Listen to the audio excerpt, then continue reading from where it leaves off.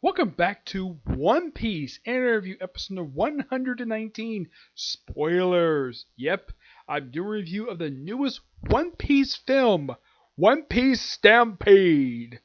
Yes, released just a couple months ago in Japan. I saw it tonight.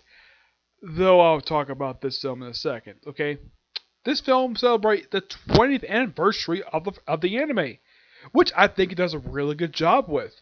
Now, here's kind of the thing. Now I saw on the Funimation's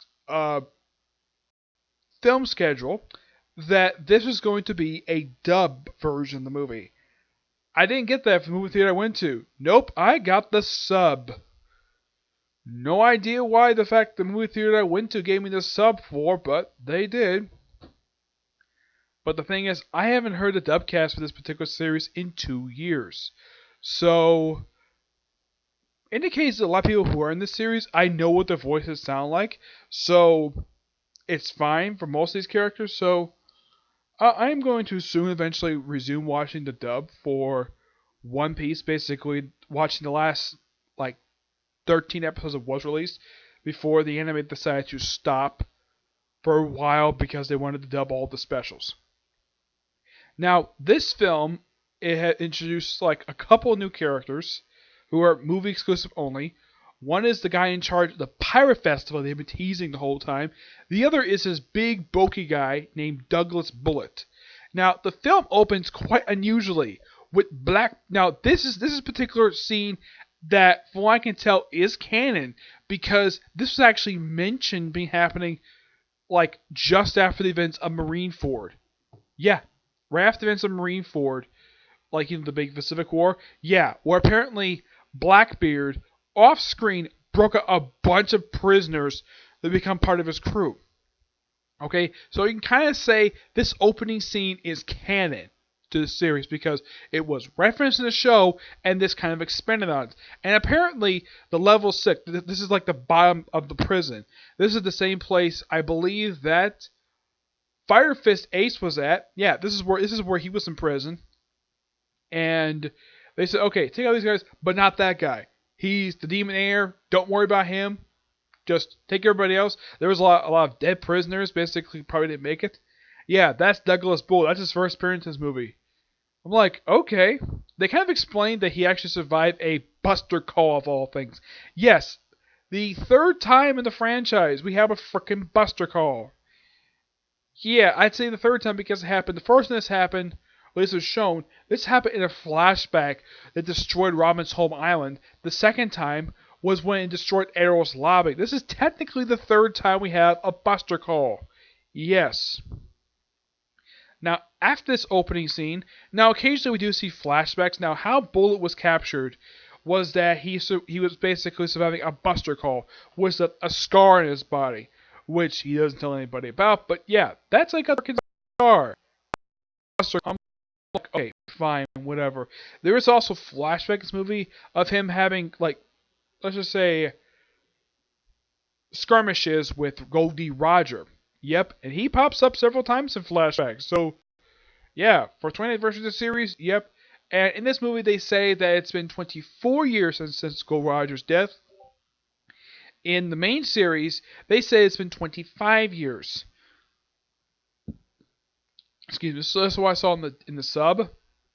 But I'm not sure which one is true. If it's really been 24 years or 25 years. That's simply the gist of it. I mean, the movie has a similar opening, like when the Straw Hats arrive at this island. It's similar to how they opened the last film, Gold, with them in the island. Yeah, which is the same thing in the last film. And this is the second time I participate in a festival like this, because the last time was actually in a film that was Chopper's first appearance in the movies. Yes, Chopper's first appearance. And this is chronologically was set like definitely after the events of Alabasta, but there's like no Robin is supposedly hiding on the ship at this point. They don't say he's actually really on board in the film, but this film, yeah, he's here. And not only the Straw Hats in this movie, we also see the Beautiful Pirates, which they do nothing in this movie. They're just there for fan service. Same thing with the Barto Club. They're there They actually do some stuff. Not much. They do barely any participating in what happens in the film. That's all stuff. Fire Tank Pirates, yeah. Capone does get a chance to do some fighting in here. Oh, Captain Kid, the Killer. Let's see, I think who else? The Wing Monk. Yeah, he pops his movie. The first time he's actually appeared in the series since, I think, like the Sabaody arc. I think that was the last time officially he was seen. And I'm like, wow, that's quite something. The fact that he shows up here. Let's see. Aside from the other characters that were advertised in the movie, I'm trying to think who else shows in the movie. We all see Jewel the Glutton. Yeah, great to see this woman. She got manhandled by Douglas Bullet during the movie. And as for this whole festival thing, we see them arriving, and then we see this giant spout, which is similar. This is a knock-up spout, which is similar to what was shown in Skypiea. And we have this strange-looking island that pops up. I was where the heck this thing came from. I have no idea. First, we see a whirlpool, and then we see a knock-up stream. And apparently, off-screen, Frankie's been working on the ship to make it fly a little more better whenever it does the coup de burst, which actually does once the whole film, which I do appreciate once because he can't do it more than once at one time. Because use up a lot of cola. That's what explained in the series. I at least got to praise the fact the film actually bothered to remember that. Let's see, what else? Oh yeah, the Foxy Pirates appear in the movie, and they do nothing. Like other characters, they're here for fan service. Yeah, this is the first in the Fox Pirates have shown up since that Luxury Island arc. This is a filler arc that happened right after Thriller Bark.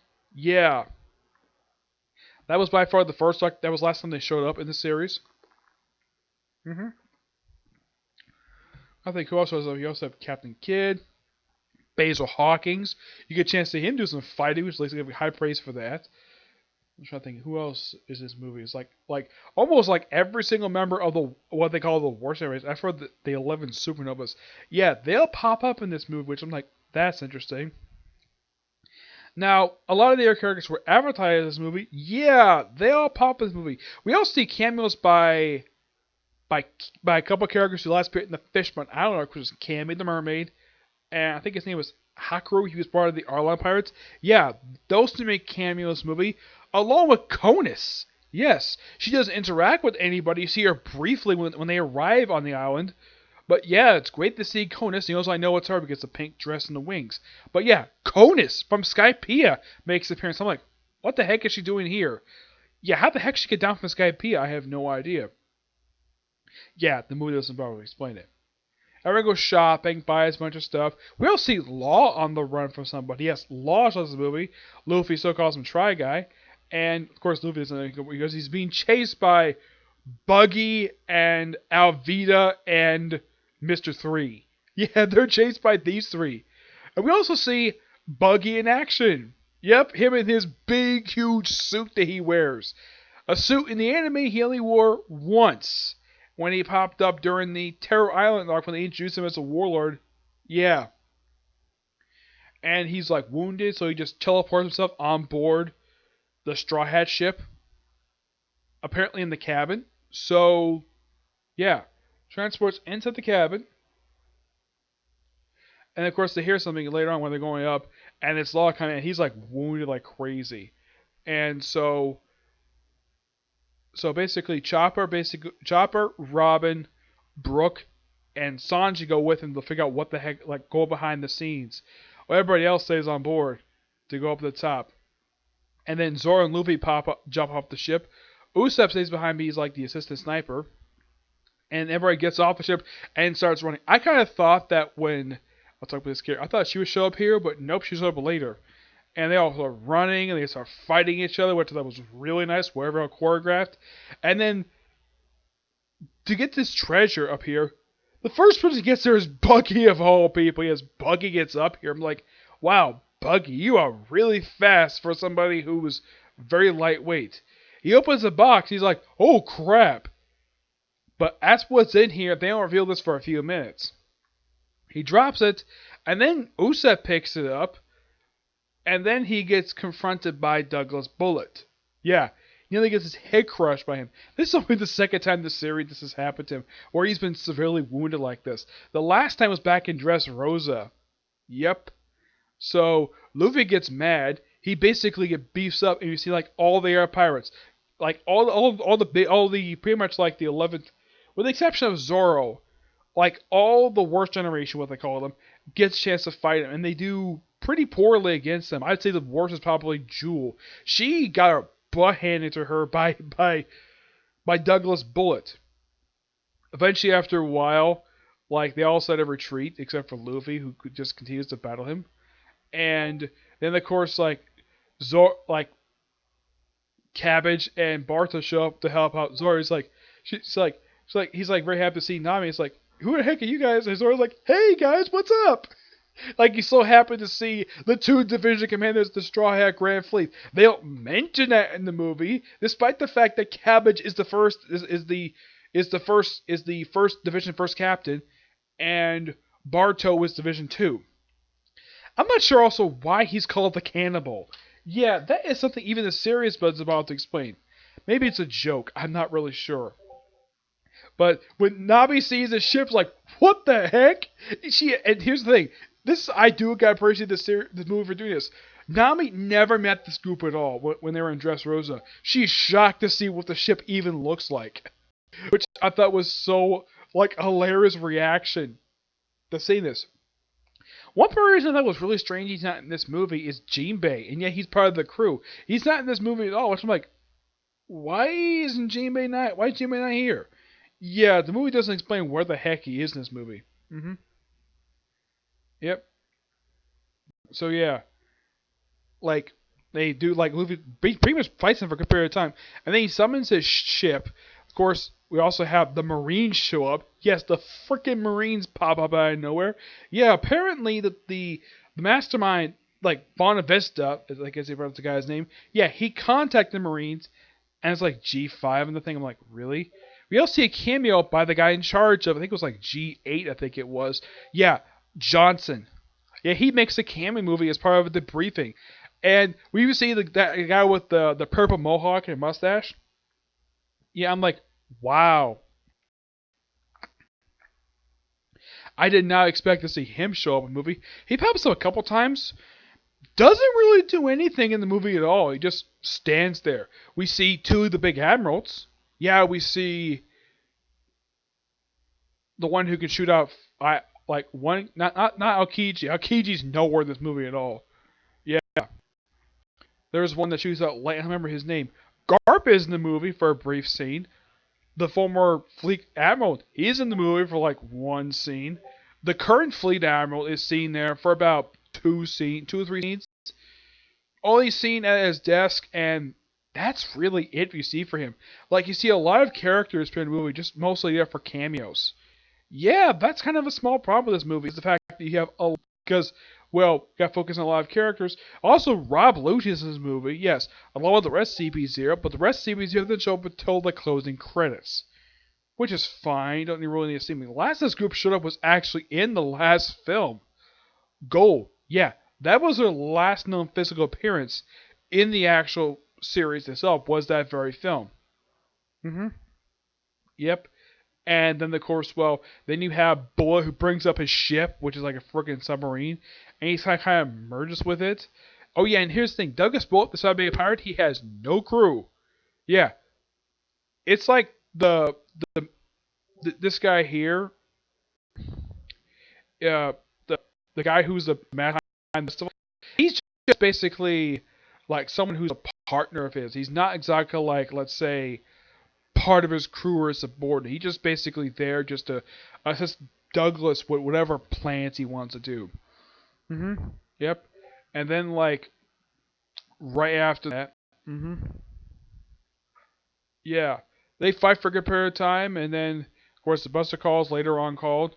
Yeah, and what's at the treasure chest? Yeah, I want to talk about this. Into this treasure chest is an eternal post. Yeah, they bring up the fact Nami got one as sort of a way to get here. Yeah, and the eternal post takes direct to the island where the One Piece is. Yeah, they actually show a couple of times. And I'll get to what Luffy does with it later on in the movie. Like everyone saw this big brawling. Smoker's in the movie too. Him along with his subordinates. She doesn't really do anything. You see Kobe and Happo. They do some fighting with some pirates. Hina, yeah, Cage Hina. She's in the movie too, and she has a lot of fighting in the movie, which I appreciate that her get some screen time. This looks like she's in the movie for less than 5 minutes. Yeah. Sabo shows up. Doesn't do much or anything until he shows up later on in the movie. And we have an encounter between him and Smoker, which, by the way, these two have never met in the damn series. Which I'm like, wow, that's quite something. And here's kind of thing that he somehow recognizes Law being a warlord leader, even though that we haven't mentioned, we have a thing of Zoro knows who Baruto and Cabbage are, but yet apparently either that the movie forgot the fact that Law is not a warlord anymore, unless somehow by the point this film takes place, he's already a warlord again, despite the fact currently in the manga they canceled the system. Yeah, the seven lord system, but it's been discontinued in the series. Yeah, it's particularly a little weird, the fact that it's like that. And we have him. It sort of bring together a group of people. We have Boa Hancock. So like, yeah, here's kind of the thing about Boa Hancock. She had very little advertisement, basically promotion for her being in the movie. She's in the movie. At least got praise back. She actually has something in the movie. Last movie she showed up in, it was a cameo when she was a kid. This movie she just shows up and asks, "Where's Luffy?" We see her sister show up. They don't do anything. She doesn't even interact with Zoro, who's not that far from where she is. I'm kind of thinking there was some scenes that were cut. Like, you could have had her encountering one of Luffy's crew, which, here's kind of the thing. She's never officially encountered any member of Luffy's crew before. That would have been nice to see. But they kind of saw her from a distance, but never interact with any of them. And then they all decided to team up just to take down Douglas Bullet, who basically later on uses a second ability to absorb the outcome of this more gigantic monster. It's like he's a freaking kaiju monster. I'm like, sweet Jesus, this thing is freaking huge. Like, wow, he takes to even destroy some of the pirate ships. Look if none of the ones are actually big name ones. Got at least got praise the writers for doing that. And then basically you have Luffy trying to fight him for a good period of time. Of course, he also gets wounded, and he gets dragged away by Usopp, and he gets protected. He gets saved by Brook. Yeah. As for what Law and everybody else were up to, they went underground to figure out what the heck is going on. And we also have Sanji fight Smoker, which, as far as I can tell, these two have never really fought before. Nothing I could think of, no. We've had Luffy fight him. Zoro has fought him. But not, of all people, Sanji, I don't think has ever met him before. And I know Brook has never before. This was quite interesting. Smoker having a brief struggle with Brook. This I thought was a good, cool highlight of the movie. I mean, yeah, Brook is a swordsman. And, well, Smoker's carrying a sword. Have a brief sword fight. Which, the stuff I got brief of this was really good. And, well, then we have it where, even though Law is pretty much good patched up, Chopper decides to stay here with Brook to help out Sanji. And of course, Sanji tells Law to protect Robin.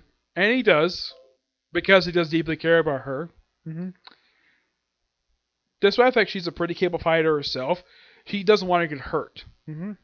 Also, she does a really cool thing, like how they got off the ship. They take the Shark Submarine 3, and they're trying to get down, it's all dropping like crazy. So Robin uses her floater loom, basically make giant hands, the wings, to fly it down properly. What happens to the submarine is never revealed. You see it briefly in the film, and then like you never see it again. It's like, okay, did they take the submarine to go back to the surface? It's never explained in the movie what the heck happened to it. And then we have it where, Law forms this group, forms this band with himself, Sabo, Smoker. Rob Bellucci's there, but he doesn't do much of anything. And And it turns out he was also have a brief interaction with Crocodile. Yes, Crocodile makes his return. As far as I can tell for him, this is the first movie he has ever appeared in. Well, actually, maybe a second, but yeah, first time he's interact. Like you see him, like first you see him interact with Law, a character he has never met before. Yeah, he knows who he is, and the next time you see him, he's at the battlefield, which I'm like, that's weird. Like, I get how he get there. He's basically made of pure sand. Okay, move by frickin' sand.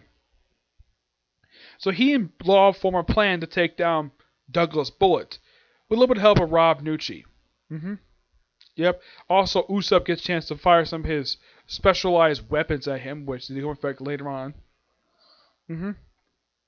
And heck, Boa Hancock gets a chance to kick him really hard for striking Luffy twice. So she gets angry and she runs really fast.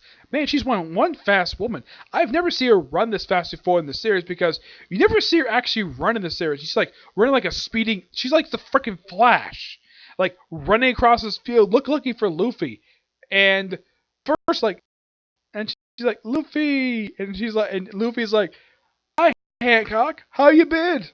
And he's like, "Oh, Smokey, Sabo, Dry Guy, good to see you all." Yeah, even Buggy's there. Yeah, that's why Buggy's there.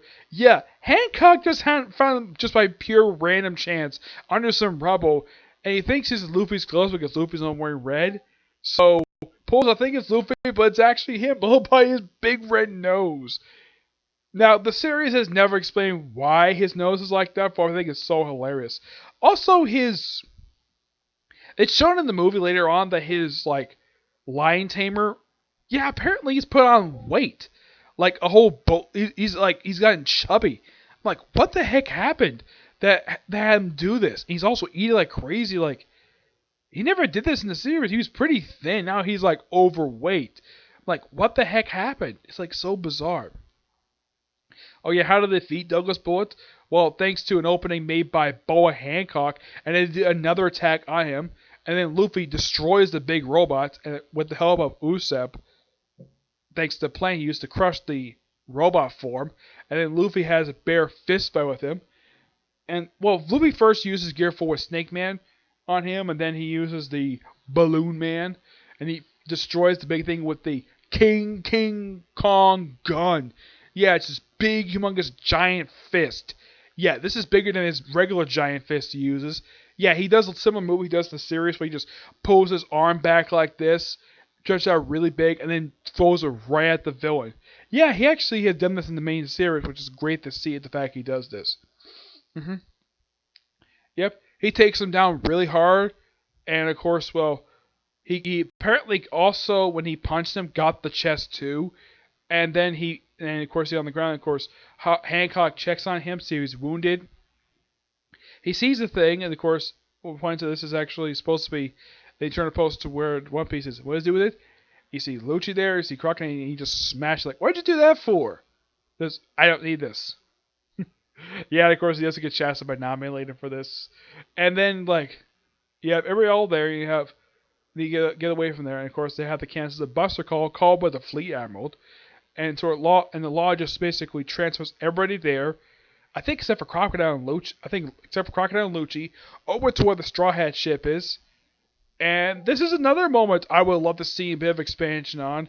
Maybe you could see Nami just seeing Boa Hancock for the first time. Yeah, Boa Hancock's snake is here, but her snake does mostly almost nothing. I mean, her snake is with her constantly.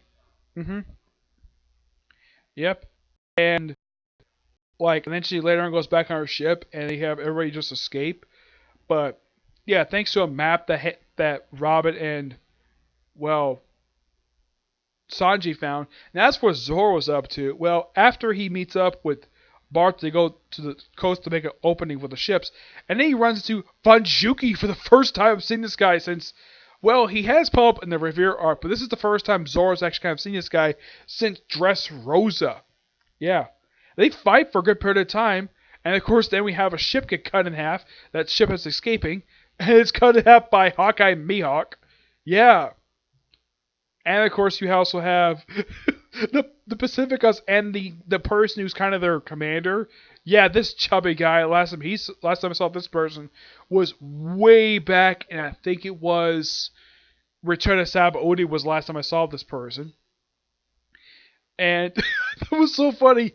Yeah, and Petra basically just uses her power on him. It's like, I'm such a pitiful person. Like, I think that's so funny. Yeah, the big strong guy with a freaking like spear, and yet takes him down pretty easily. Like, just like that. It's so funny. And then like Funko fights Zora for a good part of time. He gets away because the Buster Call, and he summons down his special dope power, which brings out a freaking meteorite. Zora chops it in half, and then Hawkeye and Mihawk just slices the bits, and he leaves like, "This is the full extension of my contract. Goodbye," and he just leaves. Yeah, there's Hawkeye and Mihawk for you. Shows up twice in a span of about 10 minutes, but at least he makes an impact. I mean, slices one ship in half, and then he slices up a freaking meteorite. So there.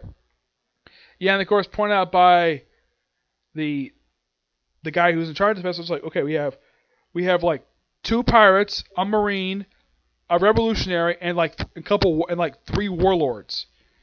Yeah, apparently even he forgets the fact that Law is no longer a warlord. Now, Buggy and Hancock at this point, they're still warlords, not Law. Yeah, he lost that status thanks to Dressrosa. Yeah, and there's no mention of the alliance between Luffy and Law in this movie, which I'm like, that was weird. I'm like, these two are in alliance, and there's not a mention of the alliance. There's no mention of the Straw Hat Grand Fleet. Like, as far as I can tell, they're still active, but it's kind of like, okay, I'm not really sure of why. It's bizarre. And of course, with the closing credits, you have Hancock waving goodbye to Luffy. Everybody just see like their final goodbyes while they're all going off. And of course, Luffy gets chastised by Nami like usual for destroying it. And well, they all go off to like the next adventures. Like, we didn't need a shortcut. We need to set up more adventures before we get to One Piece. Like, okay, perfectly fine. And that's the end of the movie. The movie itself is purely fantastic. I love it. It is really, really good. Great way to celebrate the 20th anniversary of the anime, guys. Yeah, thank you, Toei.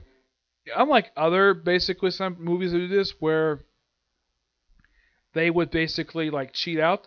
This film, no. I remember there's like also an Easter egg not only to see like there's even an Easter egg. There's even a replica, believe it or not. I think it's the actual restaurant, the restaurant that Sanji used to work for. There's a cameo by that in the movie. One thing I was kind of hoping for in the movie, and this is I had this vision in my head, that Luffy is like wandering the street for the festival, and then like he just sees Hancock, runs over to her, says hi to her. Or Hancock basically grabs him when he's like hiding in the alley. Instead, you have her show up in the last like 20 minutes of the movie before she does anything.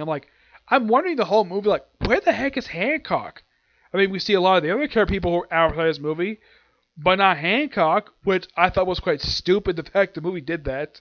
Yeah, my favorite female anime character, and she doesn't show up like toward the end of the movie. What? Why the heck would the movie do this for? I mean, that's my only criticism is basically like the stuff they did with Hancock. Like, she is supposed to be in the freaking movie, but she doesn't show up the very least. She does stuff. She makes an impact. She basically breaks a hole in Douglas Bullett's freaking giant hockey armor. And I appreciate though Toei made this sort of like a big kaiju fight. It's like kaiju monster versus a bunch of pirates, revolutionary, and marines. And like everybody got a chance to shoot at him. Well, not everybody per se. I mean, a lot of everybody else took a chance to shoot at him when he's in his form. Otherwise, though, fantastic movie. Love it. Okay, so that's it for this particular review. My next review, another movie review. A movie review of an X-Men movie. Okay, but to the next review. Bye.